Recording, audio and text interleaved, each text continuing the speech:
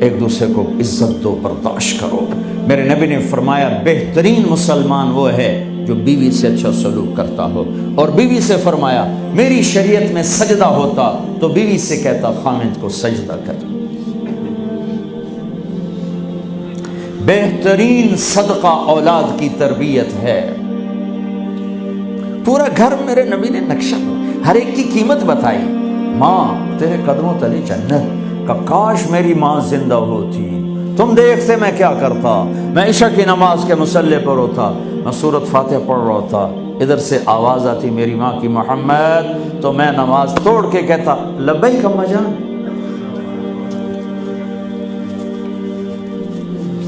باپ کا تیرے جنت کا دروازہ ہے، باپ تیری جنت کا دروازہ ہے، کھولنا توڑنا نہیں، کھولنا توڑنا نہیں،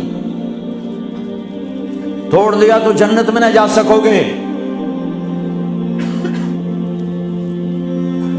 سب سے بہترین مسلمان جو بیوی سے اچھا سلوک کرے، سب سے بہترین عورت جو اپنے خامند کی منشا کو دیکھے۔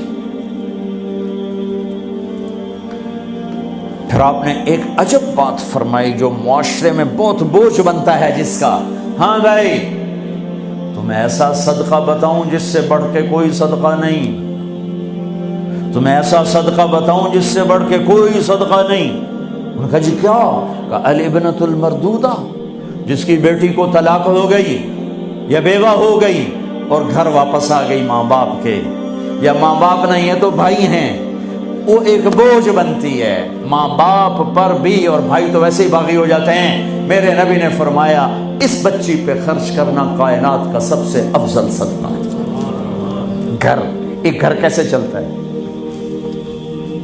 ہمارے ہاں پنجاب، سندھ، بلوچستان سرحد میں بہنوں کو وراثت میں کوئی حصہ نہیں ملتا، سب بھائی کھا جاتے ہیں۔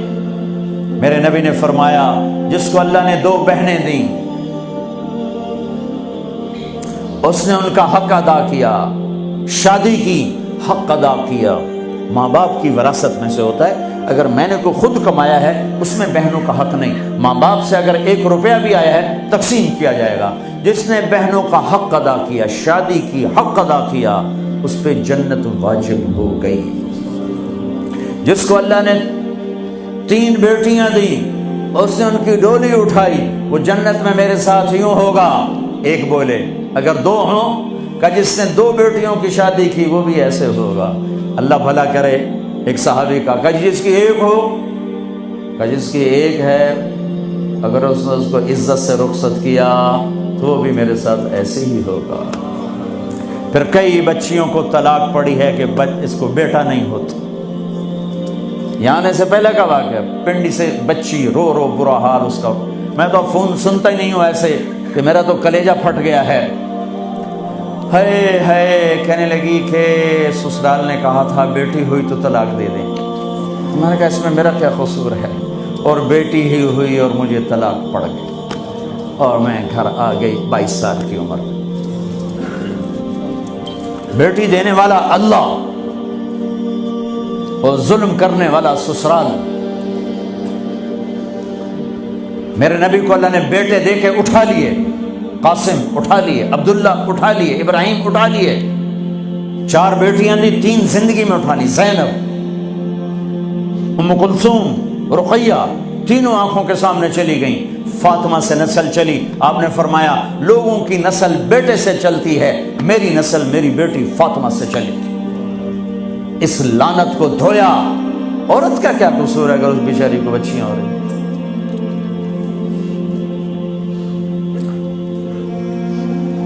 جس نے اپنی بہنوں کو حق ادا کیا، جس نے بیٹیوں کو ڈولے میں بٹھایا، ان کا حق ادا کیا، کہ جنت میں یوں ہو جائے گا۔ بہنوں کو دینا اتنا ضروری ہے، حرام ہو جاتی ہے روٹی۔ میں نے مولانا جمشید صاحب میرے استاد ہیں، میں نے ان سے تفسیر پڑھی۔ میں ایک دن شہد کی بوتل لے کر گیا، پرانی بات ہے 76-77۔ میں نے کہا حضرت یہ ہدیہ ہے۔